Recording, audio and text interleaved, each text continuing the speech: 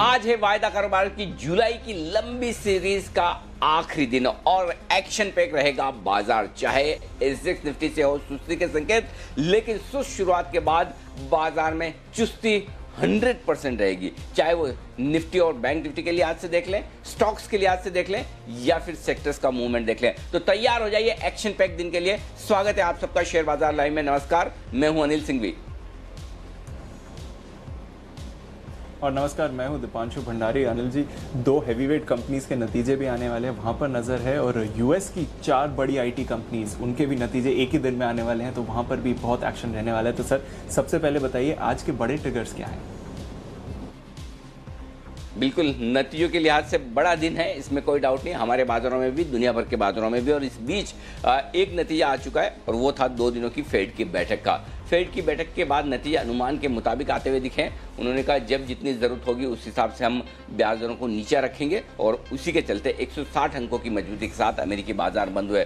Dow futures 30-40 point नीचे trade कर रहे हैं, सपाट है, बहुत ज़्यादा ऊपर नीचे नहीं है, कल जैसा ही हाल है। जुलाई वायदा कारोबार के आज एक्सपायरी है, 5 हफ्तों की लंबी सीरीज है, पोजीशंस काफ़ी है और कल काफ़ी इंटरेस्टिंग पोजीशंस बनी है। थोड़ी देर में विस्तार से हम वायदा कारोबार के आंकड़ों का वर्णन करेंगे, विश्लेषण करेंगे, आपको मजा आएगा। एचडीएफसी रिलायंस के साथ वायदा कारोबार की 7 और कंपनियां हैं जिनके नतीजे हैं, यानी कि वायदा कारोबार की 9 कंपनियों के टोटल नतीजे। निफ्टी में बदलाव है, स्टॉक्स बाहर निकल रहे हैं एफएनओ से भी, लेकिन इस बीच सोने का ड्रीम रन चालू है। 53,399 यानी कि 53,400 मान लीजिए राउंड फिगर में, ये है सोने का नया रिकॉर्ड जो अब कल दर्ज हो चुका है इतिहास में। ये सारे ट्रिगर्स के साथ करेंगे हम आज की शुरुआत। दीप, बिल्कुल, तो बहुत सारे ट्रिगर्स हैं अनिल जी, और जो सबसे बड़ा ट्रिगर आज के लिए है एक्सपायरी का, इसके बारे में बात करते हैं। सबसे पहले लंबी सीरीज रही है, भरपूर एक्शन हमने देखा है, 4-4.5 महीने की ऊंचाई पर बाजार को आते हुए देखा है, और बहुत सारा सेक्टोरल रोटेशन भी हुआ है। तो सर, एक्सपायरी के लिहाज से आज का एक्शन आपको कैसे दिख रहा है, और मोर इम्पोर्टेंटली किस रेंज के साथ आप काम कर रहे हैं एक्सपायरी के बेसिस पर? 11,200 दीप जहां पर हम बंद हुए वही मेक और ब्रेक लेवल है। देखिए, एक चीज जो दिख रही है डेटा के लिहाज से, अभी तक जो डेटा बने हुए हैं उस लिहाज से 11,300 के ऊपर की एक्सपायरी की संभावना कम है, जिस तरह से कॉल राइटिंग वहां पर हुई है। दूसरी बात यह, 11,200 के आसपास एक्सपायरी की संभावनाएं ज्यादा नजर आती है जिस तरह से डेटा बने हैं, और लगभग बराबरी का कशमकश वाला मामला है। तो मैं ये कहूंगा कि अब तक के डेटा जो बने हैं उसके हिसाब से 11,200 के आसपास की एक्सपायरी आप मानकर चलें। 11,100 के नीचे भी नहीं जाएंगे, 11,300 के ऊपर भी शायद ना निकलें, इस रेंज में ट्रेड करते हुए दिखें। लेकिन फिर भी एक बेनिफिट ऑफ डाउट आप एक्सपायरी के दिन ट्रेंड को देना चाहेंगे, और ट्रेंड मजबूती का है। और स्पेशली जब एक्सपायरी के दिन शुरुआत करने के लिए आपको डाउ की अच्छी मजबूती दिखे, और उस लिहाज से अगर आपको लगता है कि जो कल का एक करेक्शन हो गया उसमें पोजीशन हल्की भी हो गई, अगर उसके बाद और आगे बढ़ पाएँ, तो उस लिहाज से मुझे लगता है कि थोड़ा एक्सपायरी में एक्शन फर्स्ट हाफ में आपको तेजी की तरफ रह सकता है, उसके बाद थोड़े से उतार चढ़ाव बढ़ते हुए नजर आ सकते हैं। तो ओवरऑल एक्सपायरी के लिहाज से एक्शन पॉजिटिव साइड पर ज़्यादा है। डेटा साफ बता रहे हैं कि 11,300 के ऊपर निकलकर एक्सपायरी करना मुश्किल होगा, लेकिन 11,200 के आसपास अगर एक्सपायरी होती है, इसके ऊपर भी होती है या इसके आसपास 11,050, 11,150, 11,250 में, तब भी आप बेहतरीन एक्सपायरी मानेंगे जुलाई सीरीज की। इतने बेहतरीन लेवल पर एक्सपायरी होना किसी भी लिहाज से कम नहीं। अब 50-100 पॉइंट ऊपर नीचे एक्सपायरी होना बहुत ज़्यादा ट्रेंड में फ़र्क नहीं करता, और वैसे भी एक दिन की क्लोजिंग से आपका ट्रेंड बनता या बिगड़ता नहीं है। तो मुझे ये लगता है कि बजाय सिर्फ और सिर्फ एक्सपायरी पर फोकस करने के, ठीक है, वो ट्रेडिंग की पोजीशन काटने के लिहाज से लेवल्स अहम है, लेकिन आपको बड़े ट्रेंड पर फोकस करना चाहिए, और बड़ा ट्रेंड लगातार तेजी की तरफ बना हुआ है। हाँ, कल के सेशन में कुछ इंटरेस्टिंग डेटा डेवलपमेंट हुए हैं जो हमने कल के क्लोजिंग शो में भी बात की थी, और आज भी उस पर विस्तार से बातचीत करेंगे। बस एक ही समस्या है कि एक्सपायरी के साथ साथ आपके दिग्गज रिलायंस इंडस्ट्रीज के भी नतीजे हैं, और नतीजों से ठीक पहले रिलायंस इंडस्ट्रीज 4% की कमजोरी के साथ बंद हुआ है। तो आज आपको न सिर्फ निफ्टी और बैंक निफ्टी पर एक्सपायरी के लिहाज से नजर रखनी, बल्कि आपको नजर इस लिहाज से भी रखनी है कि रिलायंस किस तरह का बिहेव करता है। अगर रिलायंस में कल की बिकवाली के बाद अगर आज फिर से खरीदारी लौट जाती है, तब तो आप एक अच्छी एक्सपायरी के लिए तैयार हो रहे हैं। लेकिन अगर रिलायंस कमजोर रहा तो फिर आपके लिए बढ़िया एक्सपायरी देखना थोड़ा सा मुश्किल होगा। फिर भी अगर आप सीरीज दर सीरीज देखेंगे, इसमें कोई डाउट नहीं, एक अच्छी सीरीज का समापन करने की आप तैयारी कर रहे हैं। तो मुझे लगता है कि आज के सेशन को ट्रेंड के तौर पर मत देखिए, एक दिन के सेशन के तौर पर देखकर भूल जाइए। ट्रेंड जो कल तक बना हुआ था, परसों तक बना हुआ था, वही रहेगा, और कल से फिर हम उसी ट्रेंड को आगे बढ़ाने या रोकने के लिहाज से जो भी डेटा बनेंगे उस पर डिस्कस करेंगे। तो ये मेरा एक्सपायरी को लेकर असेसमेंट है। पोजीशंस काफ़ी है, इंटरेस्टिंग है, थोड़ी विस्तार से बात करेंगे। बिल्कुल अनिल जी, विस्तार पर इसके बारे में बात करेंगे, पर एक दो सवाल और हैं सर। एक जो ये मार्जिन के नए रूल्स को लेकर कुछ एक्सटेंशन हो गई है, कुछ 1 अगस्त से आ रहे हैं, अब और उसमें कुछ राहत दी गई है समय के लिए। ये पूरा जो कन्फ्यूजन है, इस पर क्या क्लैरिटी दे सकते हैं सर? किस तरह से समझना चाहिए जो एक नई राहत आती हुई दिख रही है जहाँ तक मार्जिन रूल्स का सवाल है? देखिए, नियमों में 1 महीने की थोड़ी सी राहत मिली है उन्हें लागू करने को लेकर, लेकिन ये राहत भी सारे के सारे नियमों पर नहीं है। तो ये ध्यान में रखिए। एक तो ये कि जो ब्रोकर्स के पास क्लाइंट के कोलेटरल अकाउंट में जो शेयर होते थे, अब उन्हें आप मार्जिन के तौर पर नहीं दे सकते। तो उसमें एक थोड़ी सी ढील दी है कि आप क्लाइंट के शेयरों को मार्जिन के तौर पर एक्सचेंज में दे पाएंगे, वो थोड़ी सी राहत की बात है। साथ ही प्लेज और रिप्लेज करने का जो नया सिस्टम शुरू किया उसको भी 1 महीने के लिए टाला है। लेकिन अभी भी इस बात पर क्लैरिटी मिलना बाकी है दीप, कि क्या वाकई में अगर आप एक शेयर आज बेचते हैं और उसकी क्रेडिट के सामने क्या आप सामने सामने BTST के तौर पर दूसरा शेयर खरीद सकते हैं। फ़र्ज़ करें आपको रिजल्ट के पहले आज रिलायंस खरीद कर जाना है कैश मार्केट में डिलीवरी में, और आपने रिजल्ट के बाद फ़र्ज़ करें भारतीय एयरटेल आज बेच दिया, आपके पास भारतीय एयरटेल पड़ा था, मुनाफा आया, आपने बेच दिया। क्या उसके सामने सामने आप रिलायंस खरीद कर जा सकते हैं, बशर्ते कि आपने डिलीवरी अब लगानी है बेचने के बाद। पहले से डिलीवरी अगर ब्रोकर को दी है तब तो अलग बात है, तब तो 100% आपका दिया हुआ है। लेकिन अगर आपने डिलीवरी नहीं दी है और आज रिजल्ट के बाद बड़ी चाल देखकर अगर आप बेचना चाहते हैं, वो बेचें, तो वो नियम अभी भी राहत नहीं मिली है, ऐसा मुझे ब्रोकर्स बता रहे हैं। एग्जैक्टली इसे पूरे विस्तार में देखना होगा, लेकिन मार्जिन ट्रेडिंग को लेकर जो राहत पूरी चाहिए थी वो नहीं मिली, आंशिक राहत मिली है। और वो राहत इस लिहाज से मिली है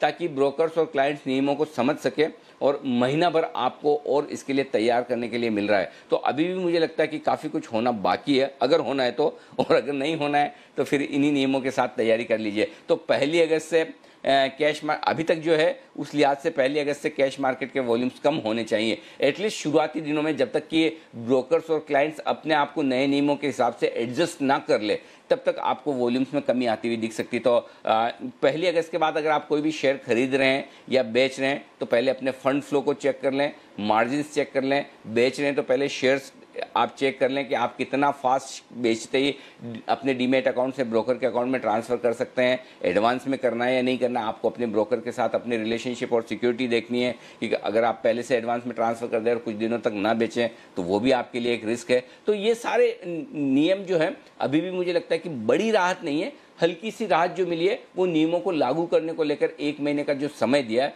उसमें शायद ब्रोकर अपने आप को तैयार करें और क्लाइंट्स भी अपने आप को तैयार करें और समझने की कोशिश करें। लेकिन मुझे लगता है कि अब चूंकि एक और सर्कुलर आ गया है तो ये मानकर चलिए कि 1 अगस्त से अब नियम लागू होना तय। अब शायद ही कोई बदलाव, अब चूंकि 2 ही दिन बचे हैं तो अब मुझे इस बात की संभावना कम लगती है कि सेबी इस नियम को वापस लेगा, जो अपफ्रंट मार्जिन वाला सिस्टम उन्होंने कैश मार्केट में लगाया और क्लाइंट वाइज जो लगाया। अब मुझे लगता है कि ये 1 अगस्त से लागू हो ही जाएंगे और 1 अगस्त से देखते हैं कैश मार्केट के वॉल्यूम्स में किस तरह का अंतर पड़ता हुआ दिखता है। जी दीप। बिल्कुल अनिल जी, तो नए रूल्स के लिए तैयार हो जाइए। कुछ रूल्स में एक्सटेंशन मिली है पर नए रूल्स आने वाले हैं, इसका इम्पैक्ट भी देखना पड़ेगा। अनिल जी, एक छोटा सा सवाल और है और ये BPCL को लेकर है। हमने देखा जी बिजनेस की एक्सक्लूसिव खबर पर मुहर भी लगी है। जो एक्सप्रेशन ऑफ इंटरेस्ट की डेडलाइन है अब उसको 2 महीने से बढ़ा दिया गया है, 30 सितंबर तक है। लंबी प्रक्रिया हो चुकी है ऑलरेडी सर BPCL डाइवेस्टमेंट की, और एक और एक्सटेंशन आते हुए दिख रहा है। कैसे देखना चाहिए? फेयर वैल्यू असेसमेंट के लिए और समय मांगा जा रहा है? दीप, इसमें आप मतलब है ना सीधे सीधे मतलब बिना किसी कॉन्स्पिरेसी को सोचे और बिना किसी तरह से ये सोचे कि लाइफ में सब कुछ ठीक है, तो आप सीधा सीधा मान सकते हैं। देखिए, पिछले 2-3 महीनों से इंटरनेशनल फ्लाइट्स बंद हैं। अगर मुझे BPCL में पैसा लगाना है तो मैं ऐसे ही थोड़ी कि कहीं मैं अमेरिका में बैठा हूँ या लंदन में बैठा हूँ या सिंगापुर में बैठा हूँ और एक चेक लिख के गवर्नमेंट ऑफ इंडिया को फाड़ के दे दूँ, हाँ भाई मैंने इतने में BPCL खरीद ली। इतना ईजी नहीं है। इतनी बड़ी कंपनी आप खरीदने के पहले काफ़ी कुछ देखेंगे, समझेंगे, ड्यू डिलीजेंस करेंगे, 50 सवाल उठेंगे, उन सवाल के जवाब आपको चाहिए, 10 बार आपको सरकार से मिलना पड़ेगा, और उसके बाद आप एक्सप्रेशन ऑफ इंटरेस्ट, ये तो खाली एक्सप्रेशन ऑफ इंटरेस्ट बनाने के लिए कि आप बीपीसीएल को खरीदने का मन बनाएं, उसके पहले भी 50 सवाल आपके मन में होंगे। वो सवालों के जवाब आपको चाहिए, और उस सवालों के जवाब हमेशा आप जूम मीटिंग पर या स्काइप पे नहीं ले सकते हैं। कई बार ये होता है कि जब आप आमने सामने बैठ के डिस्कशन करते हैं, चाहे वो बीपीसीएल के टॉप मैनेजमेंट के साथ हो या सरकार के मंत्रियों और बड़े अधिकारियों के साथ हो, तो एक बॉडी लैंग्वेज, एक उनका आपस में बात करने का तरीका, उससे भी काफ़ी कुछ समझा और देखा जाता है कि आप डील कैसे करने वाले हैं। और ऐसे में अगर पिछले 2-3 महीनों से इंटरनेशनल फ्लाइट्स बंद है, ट्रैवल बंद है, अगर कोई भी कंपनी, विदेशी कंपनी आकर बीपीसीएल में पैसा लगाना चाहती है, तो फिर उसके लिए ये बड़ा मुश्किल है कि वो बिना सोचे समझे, बिना मिले जुले, बिना अपने सवालों के जवाब लिए कैसे ड्यू डिलीजेंस करे, कैसे एक्सप्रेशन ऑफ इंटरेस्ट दे। तो उस लिहाज से अगर आप देखेंगे तो 60 दिनों की मोहलत और जो दी गई है बिल्कुल ठीक है, परफेक्ट है। बीपीसीएल को आपको औने पौने दामों पर बेचना भी नहीं है, अच्छे दामों पर बेचना है। और अच्छे दामों पर बेचने के लिए बहुत ज़रूरी है कि जो खरीदने वाला है उसे आप अच्छे से सेटिस्फाई करें, उनके सारे सवालों के जवाब दें, ताकि वो रियल और सही वैल्यूएशन कर सके जो कि बीपीसीएल डिजर्व करता है। ये एक बात हो गई जो एकदम साफ साफ, एकदम बिना किसी कॉन्स्पिरेसी के, बिना साफ सुथरी स्टोरी नजर आती है, ये सही हो सकती है।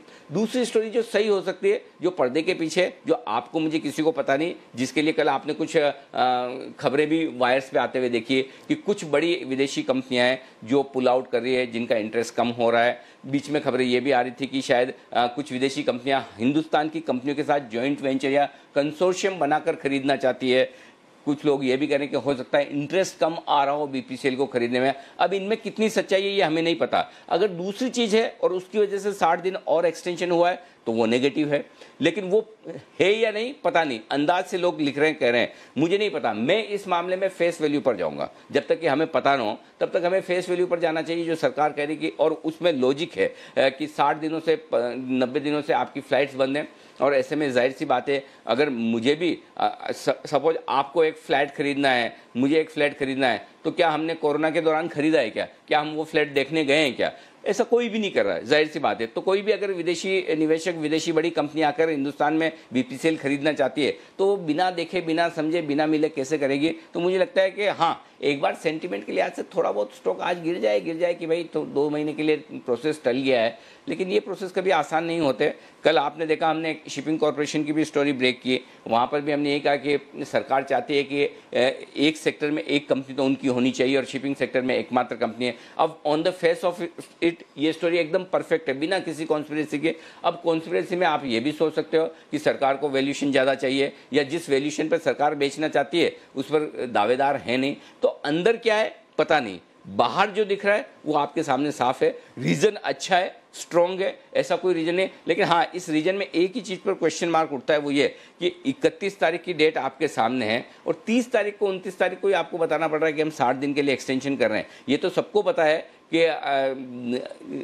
1 महीने पहले भी, 1 जुलाई को भी पता था और 1 मई को भी पता था, और आज 30 मई को भी पता है कि फ्लाइट्स बंद है, ड्यू डिलीजेंस नहीं हो पा रहे हैं। तो मुझे लगता है कि सरकार 31 जुलाई की डेट के पहले ही, काफ़ी पहले ही अगर ये ऐलान कर देती है कि कोरोना की वजह से हम 2 महीने आगे बढ़ा रहे हैं, तो किसी के दिमाग में ये सवाल नहीं आते कि क्या कहीं कोई इंटरेस्ट कम तो नहीं हो रहा है। लेकिन जिस डेट के नज़दीक आकर जब आप एक्सटेंशन देते हैं तो लोग सोचते तो ज़रूर हैं कि क्या कहीं कोई दावेदार कम तो नहीं हो रहे। अब कितनी सच्चाई है पता नहीं दी, लेकिन हाँ, आज सेंटीमेंट के लिहाज से थोड़ा नीचे हो सकता है बीपीसीएल, क्योंकि एक्सटेंशन हुआ है। तो जी बिल्कुल अनिल जी, और सेंटिमेंट के लिहाज से देखते हैं कितना बड़ा इम्पैक्ट आएगा, क्योंकि स्टॉक में पिछले कुछ दिनों में बेहतरीन रैली भी देखने को मिली है। तो अनिल जी, ये तो रही कुछ इंपॉर्टेंट फैक्टर्स की चर्चा, बट जो आज का सेटअप है ये काफ़ी इंपॉर्टेंट होने वाला है। सर, आज का सेटअप कैसे दिख रहा है? जो सारे इंडिकेटर्स हैं वो क्या संकेत दे रहे हैं? ग्लोबल संकेत पॉजिटिव साइड पर रखें। आज रात बड़ा इंटरेस्टिंग सेशन रहेगा, जैसा आपने कहा, बड़ी कंपनियों का इम्तिहान है। एफआई संकेत आज फिर से नेगेटिव हो गए हैं दीप, और घरेलू फंड्स के संकेत तो नेगेटिव चल ही रहे हैं। वायदा कारोबार के संकेत नेगेटिव से न्यूट्रल साइड पर आए हैं। सेंटीमेंट और ट्रेंड अब भी पॉजिटिव है, कहीं कोई दिक्कत नहीं। 11,050, 11,150 आज के लिए मजबूत सपोर्ट जोन है। 11,300, 11,350 ऊपरी रेंज है, तो दोनों ही तरफ इस रेंज का पालन होना चाहिए। इसकी संभावना पूरी है। 80% प्रोबेबिलिटी है कि इस रेंज में ही आप वक्त बिता दें आज पूरा दिन। बैंक निफ्टी 21,800, 21,900 मजबूत सपोर्ट जोन है दिन के लिए, वैसे तो टूटना नहीं चाहिए। बैंक निफ्टी ने कल पहली बार निफ्टी के मुकाबले में बहुत बेहतरीन ज़्यादा मजबूती के संकेत दिए, लेकिन फिर भी ऑन सेफर साइड एक्सपायरी के दिन अगर ये रेंज टूटती तो फिर उसके बाद 21,500 21,700 वो रेंज है जो मजबूत सपोर्ट का काम करेगा, और वहाँ पर आपको शॉर्ट कवरिंग भी करनी चाहिए और फ्रेश खरीदारी भी। 22,300 22,500 कल भी यही रेंज दी थी और इसी रेंज से बैंक निफ्टी ऊपर से घुमा, आज भी यही रेंज है। पूरी संभावना है कि इसी रेंज में बाजार वक्त बिता दे। 22,500 पार होना मुश्किल लगता है डेटा के लिहाज से, लेकिन फिर भी एक्सपायरी के लिहाज से एक एडिशनल रेंज हैंडी रखिए, वो होगी 22,600 से 22,800 की, अगर बहुत ज़्यादा तेजी हो जाए दुनिया भर के बाजारों में हमारे यहाँ तो। निफ्टी की दिन की छोटी रेंज है 11,150 11,235, ये राउंड फिगर में नहीं है तो नोट करना पड़ेगा आपको। 11,150 11,235 11,235 के आसपास शायद हम शुरुआत करते हुए दिखें। 11,225 11,240 की रेंज में कहीं न कहीं हम शायद खुल सकते हैं। 11,100 11,300 ये आपकी दिन की रेंज है, मीडियम रेंज, और 11,050 11,335 दिन की बड़ी रेंज है जिस पर आपको फोकस करना है। बैंक निफ्टी 21,900 22,225 ये आज दिन की छोटी रेंज है। ऊपरी स्तरों पर 21,800 से 22,350 मीडियम रेंज होगी, और 21,600 से 22,500 ये 900 पॉइंट की रेंज बड़ी रेंज के तौर पर आप देख सकते हैं आज के सेशन में। जी दीप। बिल्कुल, तो ये तो रहे आज के जो रेंजेस हैं वहाँ पर आपको नज़र रखना चाहिए। देखते हैं 11,300 के पास निफ्टी पहुँच पाता है कि नहीं आज। एक्सपायरी के दिन अनिल जी, पीसीआर तेज़ी से गिरकर अब 1.41 पर आ गया है, ये कितना इंपॉर्टेंट रहेगा आज के लिए? बहुत ही कंफर्टेबल है दीप, ये यही चाहिए था, लेकिन इसमें एक इशू और है। खाली पुट कॉल रेशियो देखोगे तो आपको लगेगा कि गिरकर कंफर्टेबल हो गया, लेकिन इसमें कॉल राइटिंग का बड़ा योगदान है, यानी कि ऊपरी स्तरों पर बड़ी मंदी की पोजीशन भी बनी है, तो तेजी की पोजीशन कम होकर मंदी की पोजीशन बनना, ये बड़ा स्विच हुआ है। इसी स्विच की वजह से 40 basis point put call ratio एक ही दिन में गिरता हुआ है, वो भी एक्सपायरी के ठीक एक दिन पहले। ये इंटरेस्टिंग है, थोड़ी देर में विस्तार में डेटा बताऊंगा। विक्स आपका 2% ऊपर है। एग्जिस्टिंग लॉन्ग पोजीशन जिनके पास है निफ्टी पर, वो दिन के दौरान का स्टॉप लॉस रखें, कम रिस्क रखनी है 11,150 का जो कल का लो है। और अगर आप एक्सपायरी के लिहाज से एडिशनल थोड़ा सा कंफर्ट कुशन लेकर स्टॉप लॉस रखना चाहते हैं तो वो होगा 11,075 का। ये आपके लिए स्टॉप लॉस है तेजी की पोजीशन पर। क्लोजिंग बेसिस पर आपको 11,125 का स्टॉप लॉस रखना है, अगर 11,125 के नीचे आप बंद होते हैं तो यहां से निकल जाए। बैंक निफ्टी इंट्राडे और क्लोजिंग बेसिस पर 21,850 का स्टॉप लॉस आपको रखना चाहिए, clear cut well defined.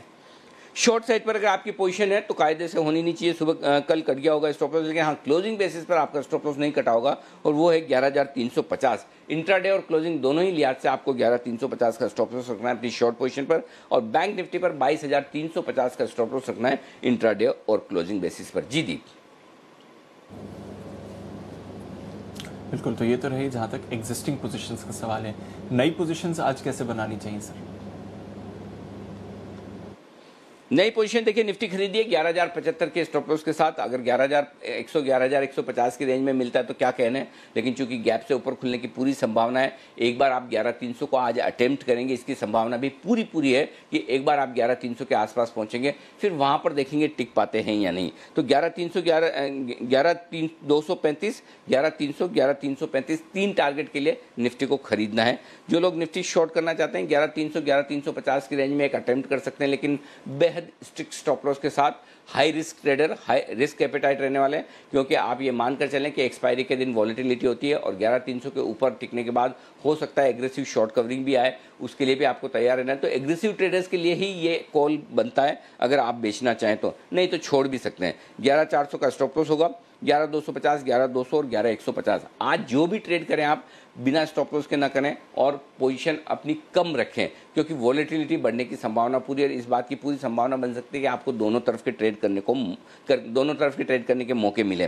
Bank Nifty खरीदिए 21,850 के स्टॉप लॉस के साथ, 22,225 22,325 22,400 और 500। फिलहाल तो डेटा ये बता रहे हैं कि 22,500 के पार हम निकलेंगे नहीं आज, लेकिन अगर गलती से किसी भी वजह से निकल गए तो एग्रेसिव शॉर्ट कवरिंग फिर बहुत तेजी से आएगी, जो 100 से 150 पॉइंट बैंक निफ्टी को तुरंत चुटकियों में आपको ऊपर ले जाते हुए दिखेगी। ये आपके लिए होगा। जो लोग बैंक निफ्टी शॉर्ट करना चाहते हैं एक चांस ले सकते हैं 22,400 22,500 की रेंज में स्ट्रिक्ट स्टॉप लॉस के साथ, वो होगा 22,650 का, 22,325 22,225 और 22,100 के टारगेट के लिए। यहाँ पर भी राय वही है शॉर्ट वही लोग करें एक्सपायरी के दिन जो स्ट्रिक्ट स्टॉप लॉस रखना जानते हैं, कम पोजीशन रखें, और स्किल ट्रेडर्स जो हर वक्त टीवी स्क्रीन या ट्रेडिंग स्क्रीन के सामने बैठते हैं और बाजार से हर वक्त रूबरू रहते हैं, वही बेचें, ये ज़्यादा ठीक होगा। और बाकी 3 स्टॉक्स एफएनओ बैन से बाहर आए, ठीक है दीप, एक ही बचा है आइडिया, वो भी आज निकल जाएगा।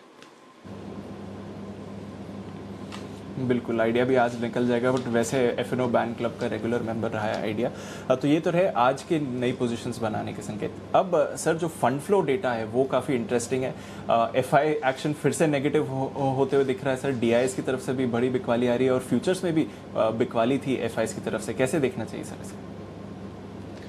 हालांकि कैश मार्केट में बिकवाली बड़ी नहीं है, 350 करोड़ की है, लेकिन वायदा कारोबार में बिकवाली की है। 819 करोड़ और 300 करोड़ के स्टॉक फ्यूचर्स बेचे हैं, 819 करोड़ के इंडेक्स फ्यूचर्स बेचे। तो स्टॉक्स में देखेंगे तो 650 करोड़ की बिकवाली है, इंडेक्स में 800 करोड़ की बिकवाली। तो आंकड़ा अच्छा तो नहीं है दीप। अब आप इसको नेगेटिव से न्यूट्रल साइड पर मानकर चल सकते हैं। 2 दिन 3 दिन थोड़ा सा खरीदने के बाद एफआई ने फिर से बिकवाली की है। हाँ, थोड़ा सा आप एक्सपायरी का बेनिफिट ऑफ डाउट दे सकते हैं कि एक्सपायरी के दिन, एक्सपायरी के 1-2 दिन पहले के आंकड़ों में आपको थोड़ा सा वेरिएशन दिखता है, लेकिन फिर भी आंकड़े खराब तो खराब ही हैं, इसमें कोई डाउट नहीं।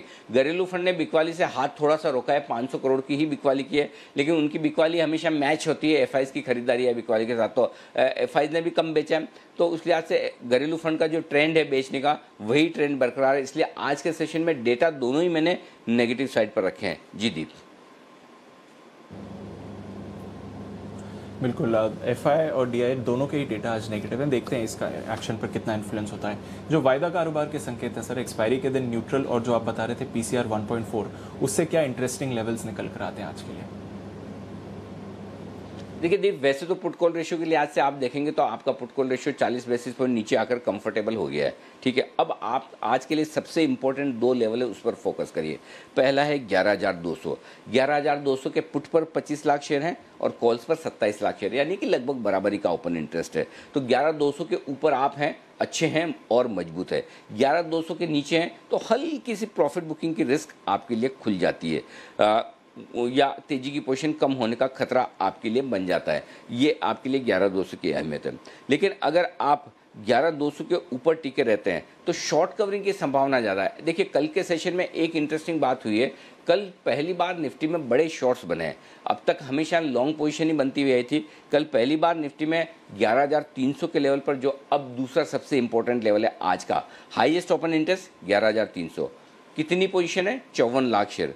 कल उसमें से 24 लाख शेयर कल ही कॉल राइटर। ऐसा कौन समझदार, मजबूत या इनसाइड रखने वाला आदमी है जिसने कल इतने मजबूत बाजार में दबाकर कॉल बेचे हैं 11,300 के, और वो भी कम नहीं, 24 लाख शेयरों का ओपन इंटरेस्ट होना। इसका मतलब क्लियर कट है कि कोई तो है ऐसा जो 11,300 के ऊपर की एक्सपायरी नहीं देख रहा है, और वो भी तब जबकि 11,300 के, परसों 11,300 की क्लोजिंग हुई है, कल आपने फर्स्ट हाफ 11,300 के ऊपर निकाला है, उसके बावजूद जबरदस्त कॉल राइटिंग हुई है। तो मेरे लिए ऊपर की तरफ 11,300 बहुत अहमियत वाला लेवल हो गया। अब इसके ऊपर निकलना काफ़ी मुश्किल होगा आज। अगर निकल गए तो फिर एग्रेसिव शॉर्ट कवरिंग आएगी, जो कि हाईएस्ट ओपन इंटरेस्ट को आप पार करके निकल रहे हैं। फिलहाल संभावना कम दिखती है, लेकिन एक्सपायरी के दिन आपको अलर्ट रहना है। कोई भी चीज़ किसी भी तरह के लेवल पे हो सकती है।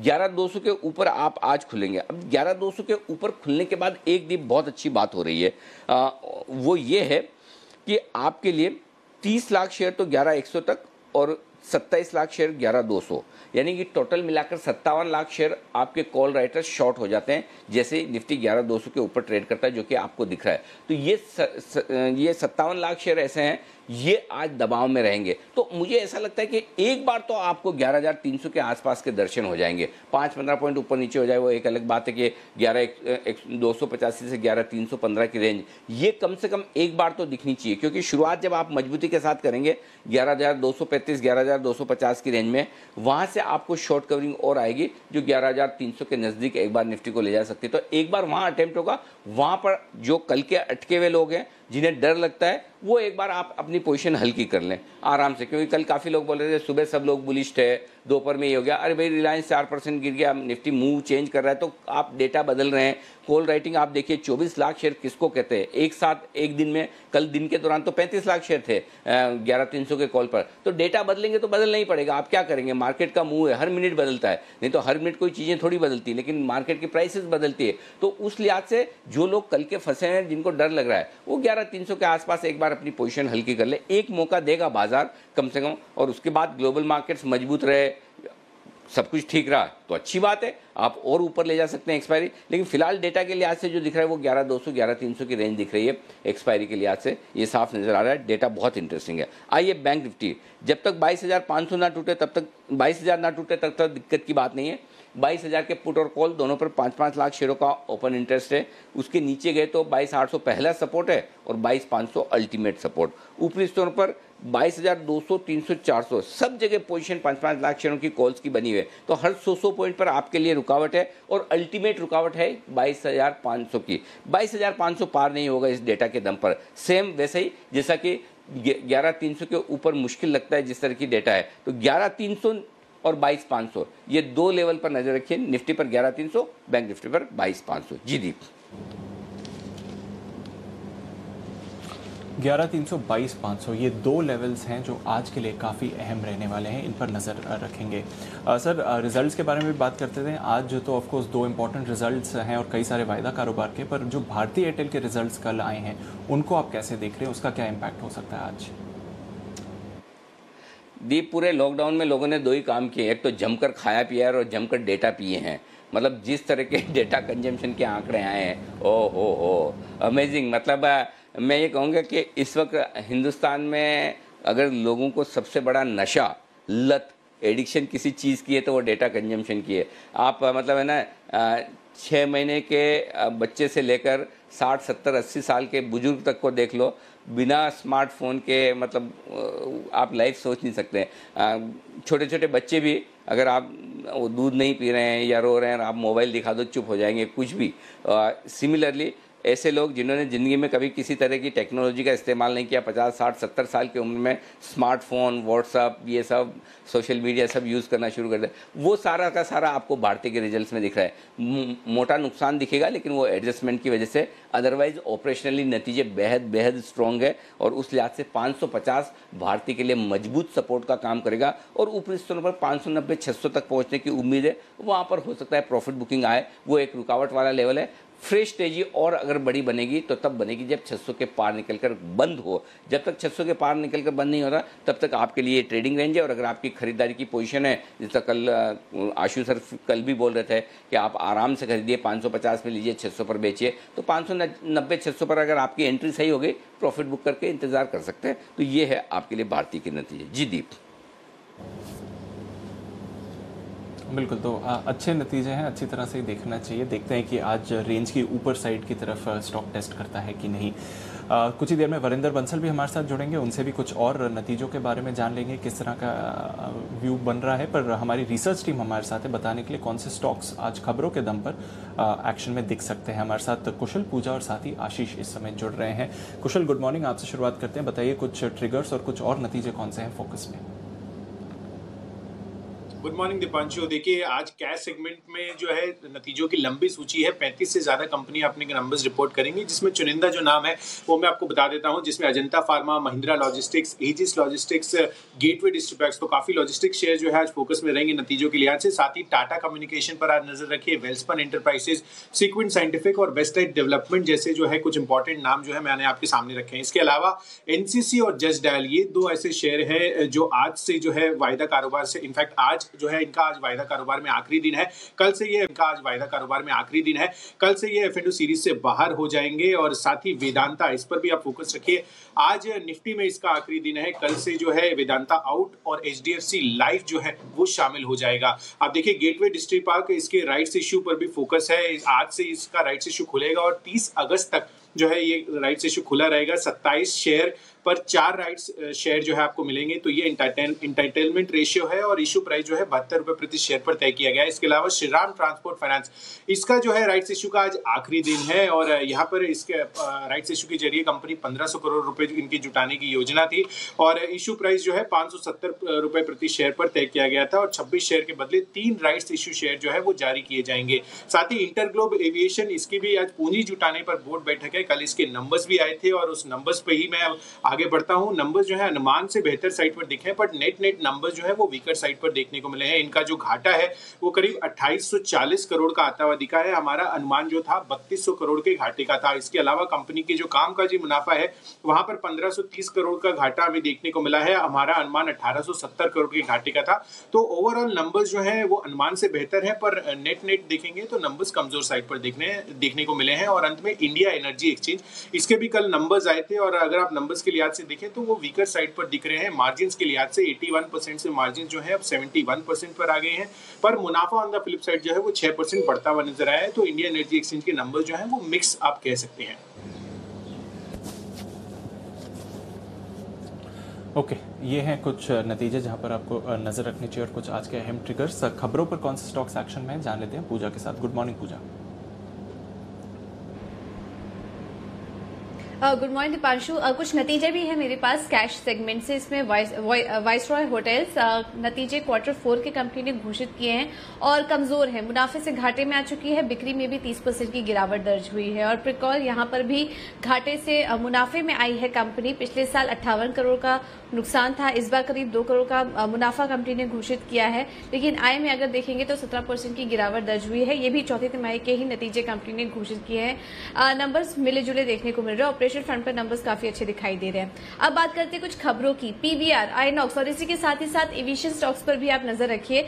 गृह मंत्रालय ने अनलॉक 3 की गाइडलाइंस जारी कर दी है। 1 अगस्त से देश में अनलॉक 3 लागू होगा, जिसमें कि मेट्रो, सिनेमाघर, स्विमिंग पूल, एंटरटेनमेंट पार्क पर पाबंदी अभी भी जारी रहेगी, जिसका कि असर पीवीआर आइनॉक्स पर देखने को मिल सकता है। वंदे भारत मिशन के तहत विदेशी यात्रा में छूट दी जाएगी। इसके अलावा फिनिक्स मिल्स 5 अगस्त से पाबंदियों के साथ महाराष्ट्र सरकार ने भी मॉल खोलने की अनुमति दे दी है, जिसमें कि थिएटर और फूड कोर्ट के बिना सुबह 9 बजे से शाम 7 बजे तक अब मॉल्स खुले रहेंगे। लेकिन यहां पर भी पीवीआर और आइनॉक्स को किसी तरह की राहत नहीं मिलेगी। तो फिनिक्स मिल पर भी आज नजर रखिए, जो मॉल खुलने की खबर आई है उसके चलते। पिरामिड एंटरप्राइजेस पिरामिड ग्लास में हिस्सा बिक्री की योजना है और $80 लाख से $100 करोड़ कंपनी जुटा सकती है इस डील के जरिए। और आखिर में बात करते हैं पीटीसी इंडिया और पीएफएस की। खबर आ रही है कि अदानी कैपिटल भी पीएफएस में हिस्सा खरीद की दौड़ में शामिल हो सकती है और पीटीसी इंडिया की पीएफएस में करीब 65% हिस्सा बेचने की योजना है। 31 जुलाई बोली जमा करने की आखिरी तारीख है। पीएफसी समेत करीब 6 कंपनियों ने हिस्सा खरीदने में रुचि दिखाई है। ओके पूजा, आप कह रही कि ये मॉल्स तो खुल जाएंगे, लेकिन मॉल्स में ये फूड कोर्ट्स और मल्टीप्लेक्स सिनेमा दोनों बंद रहेंगे, तो फिर क्या मतलब, इसका मतलब पक्के तौर पे खाली मॉल्स में शॉपिंग करने के लिए जाना पड़ेगा? जी, सिर्फ शॉपिंग के लिए ही जा सकते हैं। जो स्टोर्स हैं जैसे कि ग्रोसरी स्टोर्स हो गए, कपड़ों के लिए आप जा सकते हैं, लेकिन फूड कोर्ट और थिएटर ये दोनों बंद रहेंगे और वो भी 9 बजे से सुबह 9 बजे से शाम 7 बजे तक। तो अगर आपको जाना है तो आपके पास सिर्फ 7 बजे तक का ही समय है। तो जो लोग घूमने टहलने एसी की हवा खाने के लिए मॉल्स में चले जाते थे, उनके लिए अब ये खाने पीने और सिनेमा वाला मामला बंद। सिर्फ और सिर्फ शॉपिंग करने जाइए, वो उसी के लिए मॉल्स खुले हुए हैं। अब आइए, चलिए आइए आगे बढ़ते हैं और एफआईएस का एक्शन हम पूछेंगे आशीष से। उससे पहले वरिंदर बंसल हमारे साथ कार्यक्रम में हो चुके हैं शामिल और वक्त है वरिंदर रिजल्ट एक्सरे का।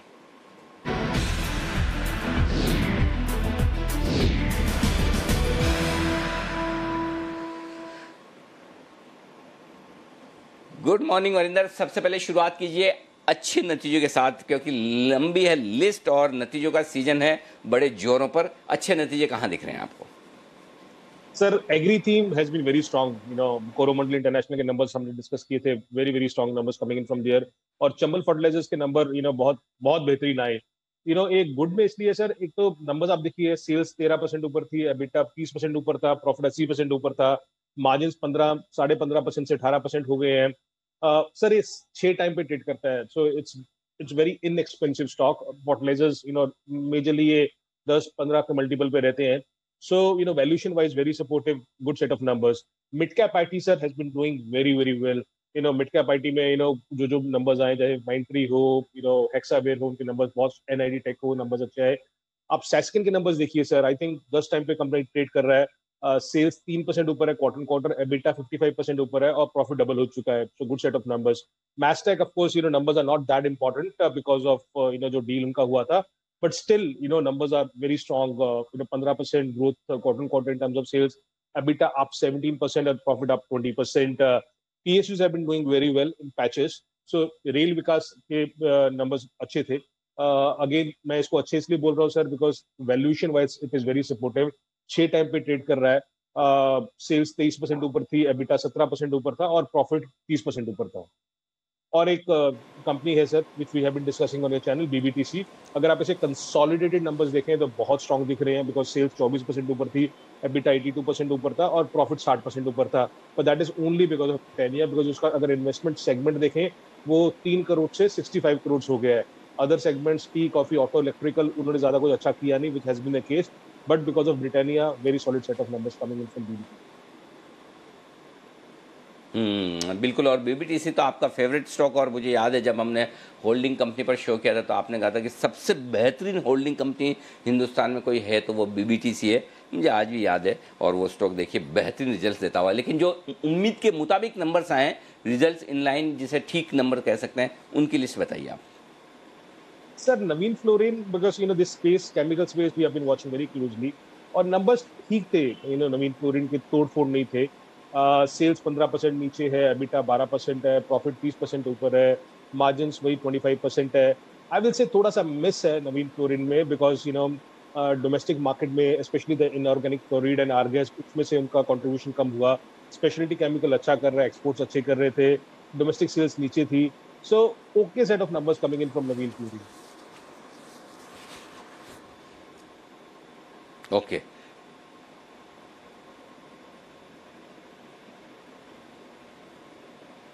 आप बोलो तो सर मैं वीक की तरफ जाऊं, वीक रिजल्ट्स की तरफ। जी बिल्कुल। जी, कमजोर रिजल्ट्स भी आप बताएं, साथ में कौन कौन से हैं।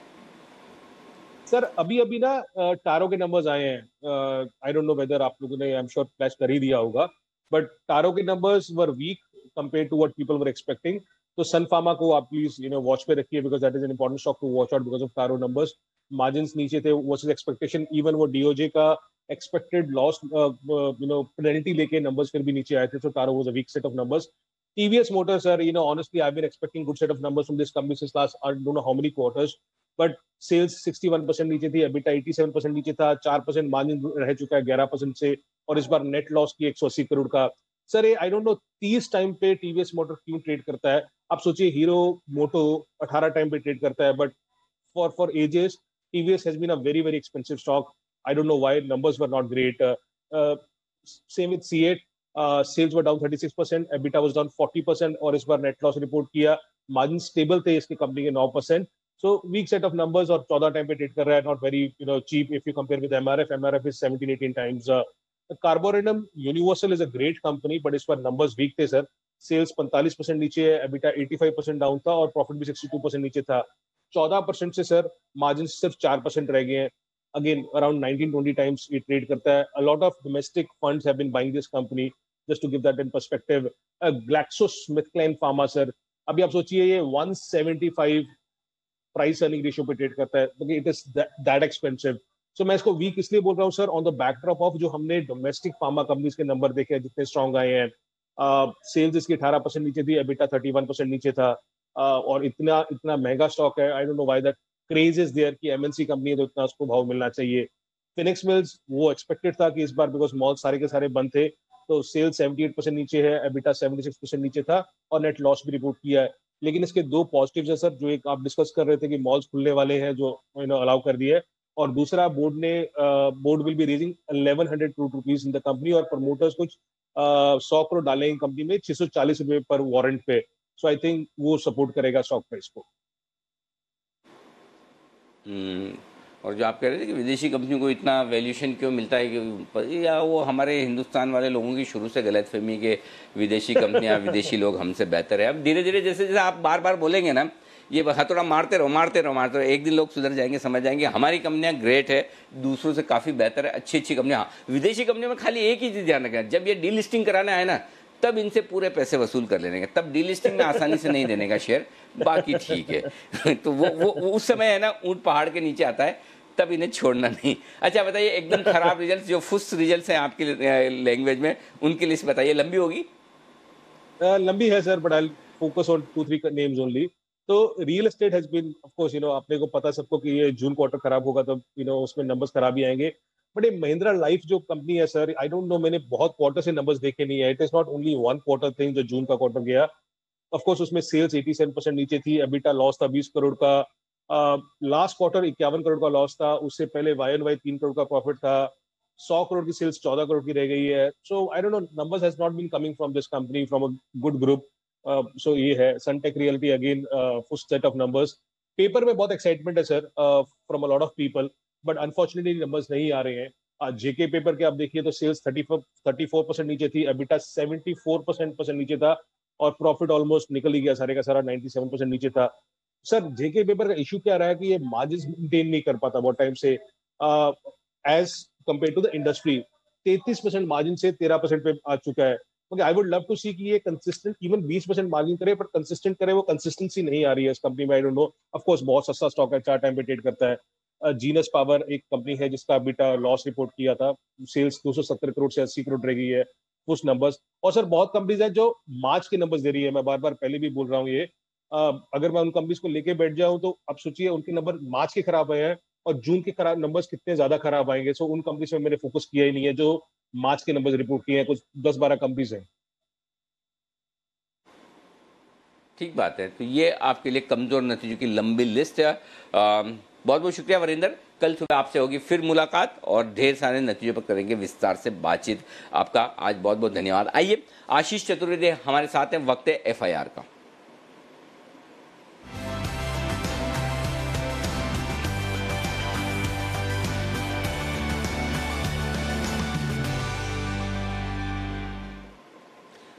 आशीष बताइए, कौन सी है रिपोर्ट जिन पर करना है आज फोकस?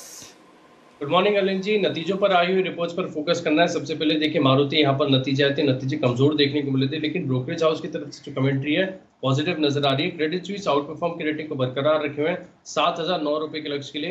ये कह रहे हैं कि मार्केट शेयर और मार्जिन में सुधार की आगे जाकर उम्मीद देखने को मिल सकती है, और वैल्यूएशन के हिसाब से भी अगर आप देखें तो 5 साल की औसत के आसपास है, यानी वैल्यूएशन भी नहीं अट्रैक्टिव नजर आ रहे हैं। जेपी मॉर्गन ने भी ओवरवेट की रेटिंग को बरकरार रखा है 6,750 रुपए के लक्ष्य के लिए। ये कह रहे हैं कि निवेशकों को पहली तिमाही के आगे देखने की जरूरत है, और डिमांड रिकवरी, मार्केट शेयर में सुधार, डिस्काउंट्स नहीं दिया है, जिसके चलते स्टॉक पर पॉजिटिव है।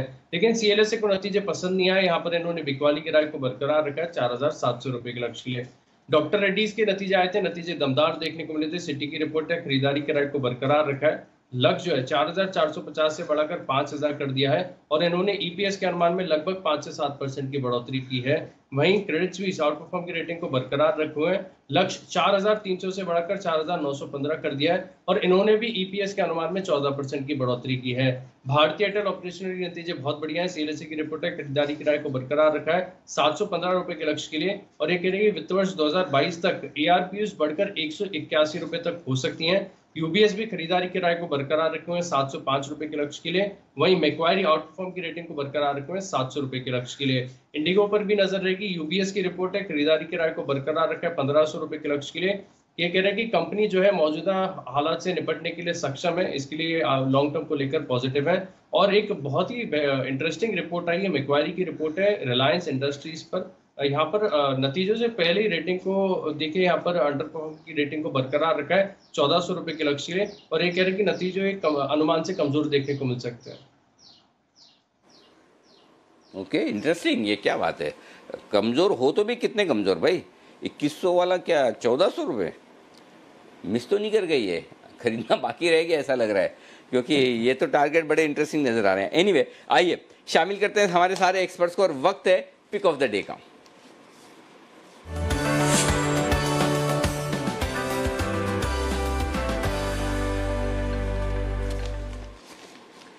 स्वागत है आप सबका। वागले साहब, करिए शुभ शुरुआत। Good morning.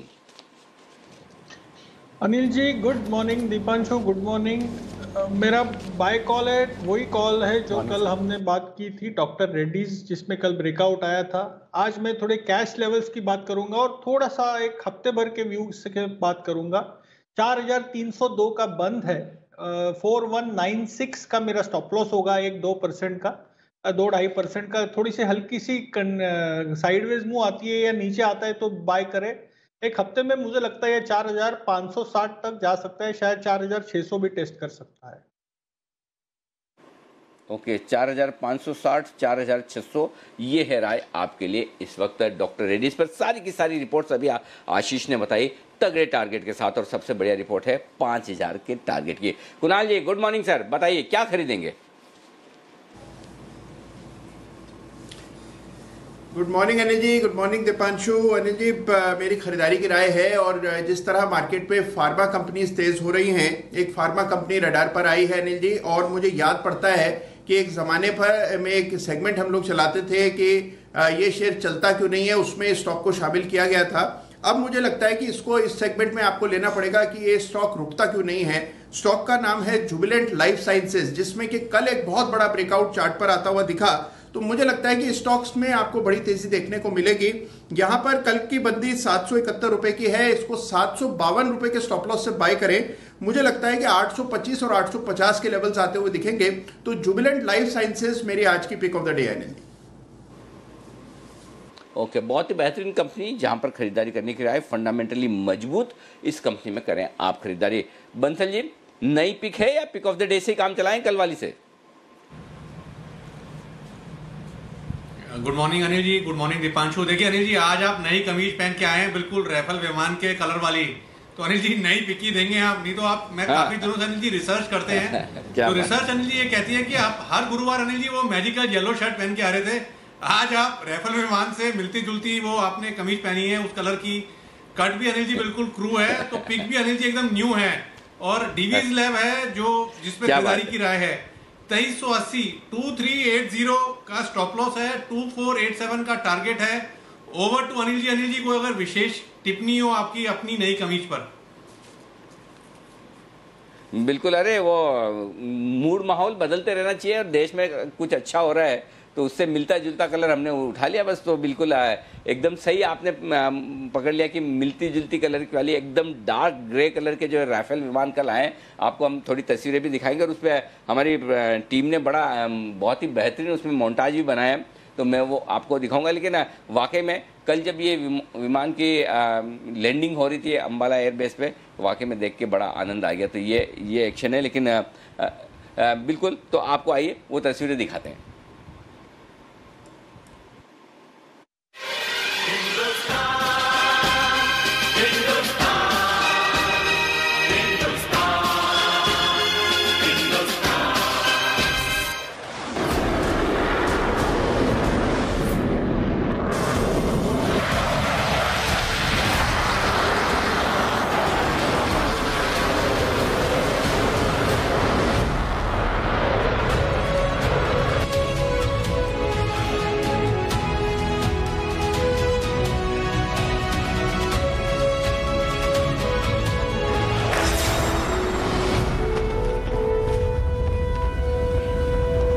देखिए बंसल जी, आपके बोलने की देर थी और हमने ये सारी की सारी तस्वीरें आपके सामने रखी। वाकई में मैं ये सोचता हूँ कि हमें देखने में इतना आनंद आता है, तो जो हमारे एयरफोर्स के जवान हैं, जो पायलट्स हैं, जो इन्हें उड़ाते होंगे, उन्हें कितना आनंद आता होगा। तो ये है राफेल विमान जो हिंदुस्तान में आ चुके हैं, हमारे एयरफोर्स में हो चुके हैं शामिल। डीवीज लैब, ये है राकेश जी की पसंद। आइए किरण जी, गुड मॉर्निंग, बताएं सर आपकी पिक, आप क्या खरीदेंगे आज? अनिल जी, आपने अभी जो राफेल के बारे में बात की उसके ऊपर मैं 2 मिनट बात करना चाहता हूं कि जो इमोशंस आते हैं, उभर के आते हैं, जो प्राउड फीलिंग आती है, जो रोंगटे खड़े हो जाते हैं, वो सही में एक बहुत बड़ा एक अचीवमेंट है हमारे देश के लिए। मेरा दोस्त एक विंग कमांडर है, वो अभी रिटायर हो गया 2 साल पहले। तो वो भी मुझे मेरे से कल बात कर रहा था, और हमारी बातचीत में वही बोल रहा था कि कितनी प्राउड फीलिंग है, और उसको बहुत दुख हो रहा था कि वो रिटायर हो गया है। नहीं तो अगर 5 साल पहले होता था तो वो बोलता था कि मैं बिल्कुल ये राफेल चलाने की एक अपॉर्चुनिटी नहीं छोड़ता था। तो बहुत ही अच्छी बात है। तो मेरा मानना है कि we are very proud of this achievement. और जो आज के लिए जो पिक ऑफ द डे है वो है टाटा केमिकल्स। अनिल जी, टाटा केमिकल्स में कल दीप ने भी आखिरी शो में लास्ट एंड में मुझे पूछा था कि टाटा केमिकल्स कैसे दिखता है। बिल्कुल बहुत अच्छी डिलीवरी मार्किंग हुई है, इंपॉर्टेंट रेजिस्टेंस तोड़ते ये स्टॉक निकल रहा है। 312 की क्लोजिंग है अनिल जी, 307.50 का स्ट्रिक्ट स्टॉप लॉस रहेगा, 318, 320 ये टारगेट्स रहेंगे आज के लिए। ओके, ये है आपके लिए खरीदारी करने की राय टाटा केमिकल्स पर। आइए राजेश पालिया साहब भी हमारे साथ हैं। राजेश जी गुड मॉर्निंग, बताएं सर आपका pick of the day.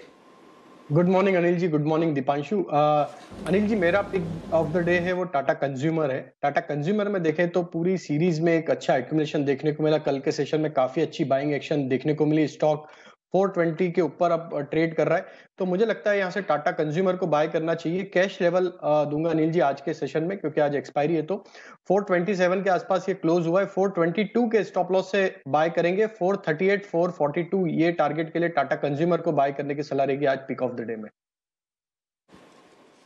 Perfect, तो ये है आपके लिए Tata consumer. Tata chemical, Tata consumer, TC दोनों ही पसंद है इस वक्त हमारे एक्सपर्ट्स को। आइए सेठी साहब से भी लेते हैं उनके पसंद के शेयर। सेठी साहब बताइए, गुड मॉर्निंग, क्या खरीदेंगे आज? Good morning Anil ji, good morning Deepanshu. पहले तो आज इंटरनेशनल फ्रेंडशिप डे है, तो आपको, दीपांशु को, संदीप वागले जी, कुणाल जी, राकेश जी, किरण जी, राजेश जी और जी बिजनेस के जितने भी व्यूअर्स हैं सबका वेरी हैप्पी फ्रेंडशिप डे। बाकी जहां तक बाजार का सवाल है, कल हमने बाजार में एक मिनट सेठी साहब, एक मिनट सेठी साहब, वो फ्रेंडशिप डे तो वो संडे को आता है, ये वाला कौन सा है फिर? ये वाला तो मेरे ख्याल से अगस्त के पहले संडे को आता है। सॉरी, क्या बोले? वो तो मेरे ख्याल से अगस्त के या किसी महीने के पहले संडे को आता है। आप एडवांस में तो नहीं मना रहे हो? नहीं, आज आप मेरे बोलते बोलते आप गूगल करके देखो तो आज इंटरनेशनल फ्रेंडशिप डे है, तो मेरे हिसाब से अब आज का ही है international friendship day. It's a very happy friendship day to all of you. अब बाकी जहां तक बाजारों का सवाल है अनिल जी, नहीं भी है तो क्या फर्क पड़ता है? जी एक्स्ट्रा मनाने में क्या हर्ज है, मना लेते हैं अपने। बिल्कुल। अच्छा अनिल जी, जो जहां तक बाजार का सवाल है, कल हमने जो बाजार में निफ्टी के लेवल पे गिरावट देखी, that was led by Reliance and HDFC bank, और बाकी ऐसे बाजार में ब्रॉडर मार्केट अच्छे ही थे। तो मुझे लगता है बिल्कुल बाजार में तेजी कायम है और sector specific, stock specific approach बिल्कुल होनी चाहिए। और जहां तक मेरा आज का पिक ऑफ द डे का सवाल है, तो जो स्टॉक आज बिल्कुल लाइमलाइट पे रहेगा, भारतीय एयरटेल पे खरीदारी करने की सलाह है। मुझे लगता है आज अगर मौका मिले, कोई रीजनेबल गैप अप के साथ खुले, तो डेफिनेटली खरीदना चाहिए इस स्टॉक में। आज का मेरा टारगेट 585 रुपए का, बट मुझे लगता है ग्रेजुअली ये 600, 615 के जो इसके हाइज थे वहां तक ये स्टॉक आने वाले दिनों में जा सकता है। और इसके साथ ही भारतीय इंफ्राटेल भी अच्छा लग रहा है, जिसके हाल ही में नतीजे आए, स्टॉक में थोड़ी बहुत गिरावट भी हुई है अपने रिसेंट हाइट से। मुझे लगता है उस स्टॉक में भी 196 के लेवल पे बिल्कुल खरीदारी करनी चाहिए। इसके अलावा दो और स्टॉक में रिकमेंड करना चाहूंगा F&O स्पेस से। एक रहेगा जो एग्री थीम, जिसपे सभी जने बुलिश है, जिस तरह के नंबर्स आ रहे हैं, मुझे लगता है यूपीएल जिसके भी कल नतीजे आने वाले हैं वहां पे खरीदारी करें। और फाइनली सीमेंस भी अच्छा लग रहा है, तो सीमेंस में भी खरीदारी करने की सलाह है। ओके, और जिस तरह से सेठी साहब की रिसर्च परफेक्ट होती है शेयरों पर, वैसी परफेक्ट रिसर्च है सेठी साहब की। मैंने गूगल करके देख लिया सेठी साहब, बिल्कुल इंटरनेशनल फ्रेंडशिप डे आज है तो सही, बात तो सही है आपका, ये इंटरनेशनल फ्रेंडशिप डे है आज। बहुत सारी पिक्चरें भी लगी हुई है। तो सेठी साहब, आपको भी सभी दोस्तों की तरफ से और जी बिजनेस के सभी दर्शकों की, एक्सटेंडेड फैमिली और दोस्तों की तरफ से आपको हैप्पी फ्रेंडशिप डे।